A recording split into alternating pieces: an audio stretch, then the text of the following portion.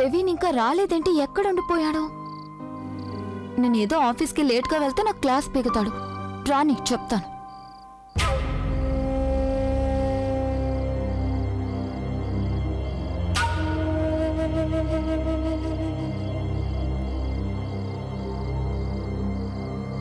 బుల్బుల్, అతే మీరా ఇక్కడేంటి? నేను నీకోసం వెతుక్కుంటూ వచ్చాను బుల్బుల్. నాకు సంగతి తెలిసింది. అది నీకు సంబంధించింది కనుక అందరికంటే ముందు నీకే చెప్పాలనుకున్నాను. ఒకవేళ ఎవరికి ప్రవీణ్ గురించి ఏమైనా తెలిసిపోయిందా ఏంటి? నాకు సంబంధించిందా? ఏంటి సంగతి అత్తయ్య? ఆ సంగతి ఎలాంటిదంటే మనసులో దాచుకోలేంది, ఎవరితోనూ చెప్పుకోలేంది. విన్న తర్వాత నువ్వు కూడా నాలాగే దిక్కుతోచుక పరుగులు తీస్తావు. అత్తయ్య, నువ్వేదో స్పష్టంగా చెప్పొచ్చు కదా. అసలు ఏంటి? చూడమ్మా, ప్రజ్ఞ అక్కకేమైంది? అయ్యో, తనకేం జరగలేదు. మున్ముందు ఏమైనా జరగచ్చు. ప్రజ్ఞని చాలా పెద్దగా మోసం చేస్తున్నారు.